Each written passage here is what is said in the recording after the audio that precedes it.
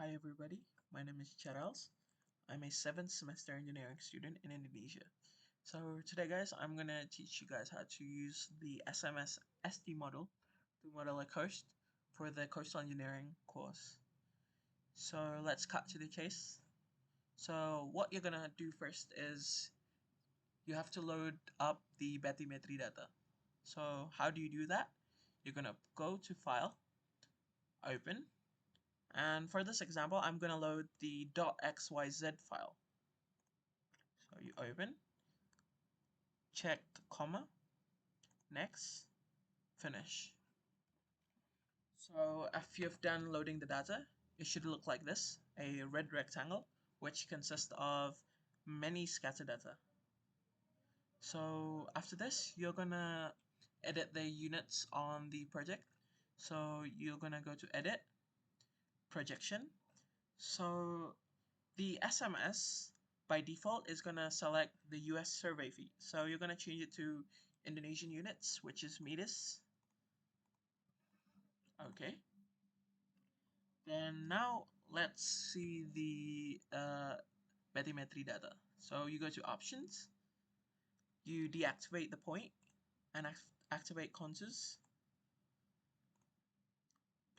color fill, and you should see this color scheme.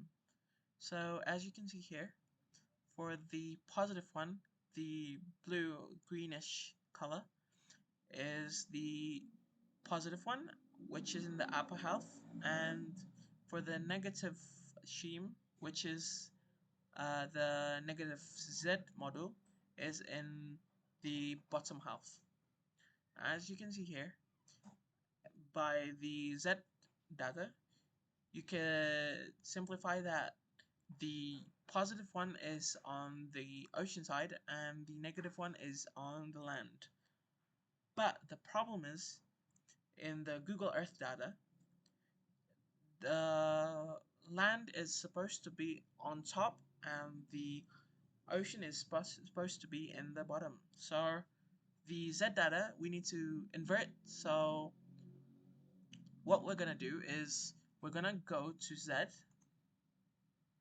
click data, data calculator, and you're gonna double click the Z, so it's gonna show an A, and then times it by -1, and then compute.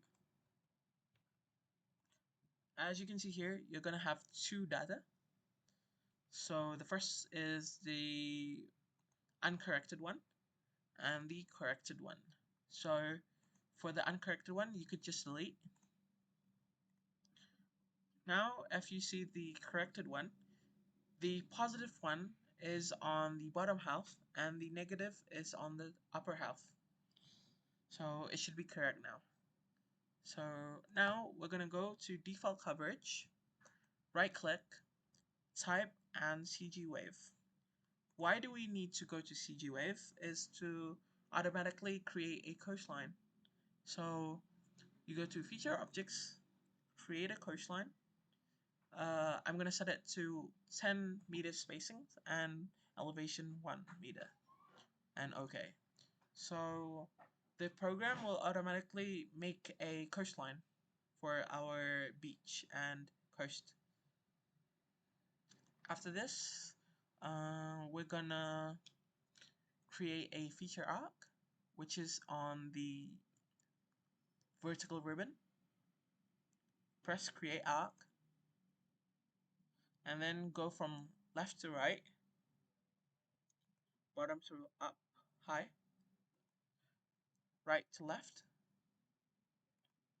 and upper to bottom. After creating a rectangle, you're gonna go to default coverage, right click, and let's change it to the actual model, which is the ST Wave. And then you're gonna go to feature objects and build polygons. After creating a polygon, it should look like this, with the upper half and the bottom half. So for the upper half, we're gonna change it to land. What this means is the program is gonna ignore the upper half of the scatter model. Okay, after that, we're gonna create a 2D grid. What this does is it's gonna be the region where the grid and the meshing would be. So for this example, I'm gonna just select a little region, but for you guys, you could select any region that you want. So for me, I'm gonna analyze this portion of the coastline. So I'm gonna just create a 2D grid around this area. So the 2D grid, you're gonna click left to right, and then go up. After that, you're gonna select the 2D grid. So as you can see here, the orientation of the I and J. After that, you're gonna right click and click properties. And for this example, I'm gonna do 100 times 100. Depending on the situation, you could have less or more, which for the higher accuracy, I suggest less, but for this example, I'm gonna prioritize the computation speed. Okay, now okay. Now go to default coverage, right click, convert, map to 2D grid. So your defined cell size is already there, the 100 times 100. And then you could actually change the orientation, the angle, and the actual size of the box. But I'm gonna leave it be. And then you need to change this depth option to interpolated, because it's gonna mesh and calculate by the scatter model set. Okay, so depending on the cell size, it should take quite a bit. Okay, after that, you're gonna gonna see this display. Turn off the contour for the scatter, and then turn on the contours for the Cartesian grid and color fill. That's the same as the other step. And then we're gonna go to CG grid, press it, and then go to ST Wave, spectra energy. So we're gonna create a spectra. After that, create grid. So by the ST model guide, we're gonna select it based on that. So the number 40.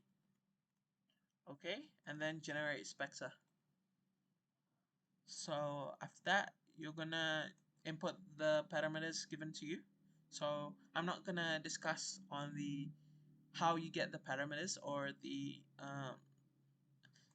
units. So I'm just gonna insert the parameters 1, 0, 3 meters high, 12 seconds, 8, and 30.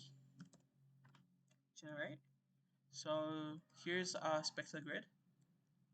Then click done, and then go to CG grid again, ST Wave, model control.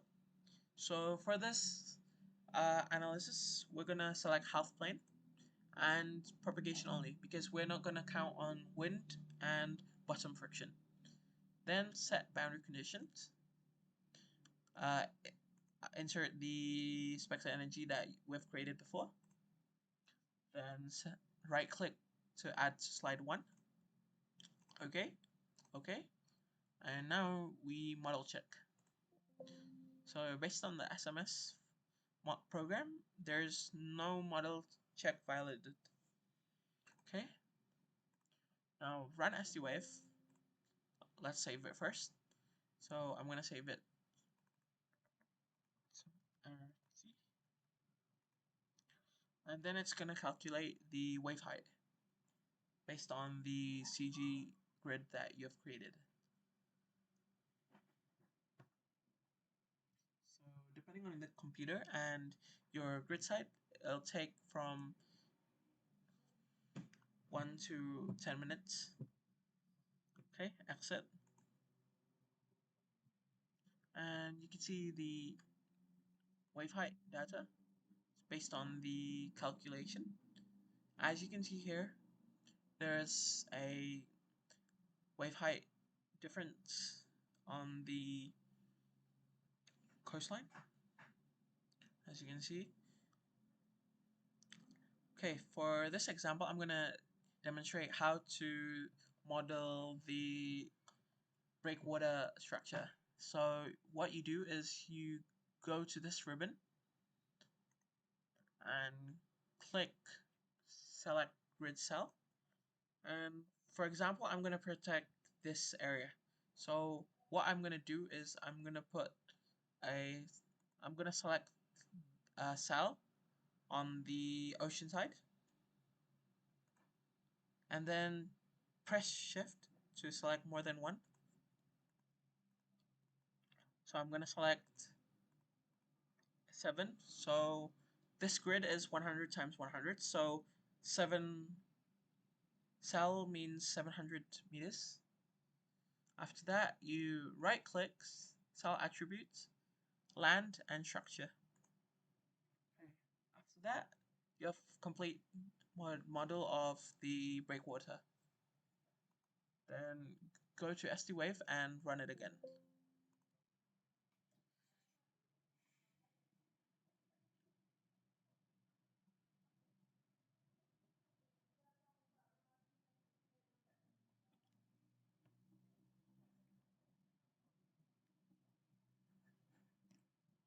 Okay, so we should have the solution here. So by adding a breakwater, as you can see here, it lowers the wave height on the coastline. So that's actually how you model a breakwater.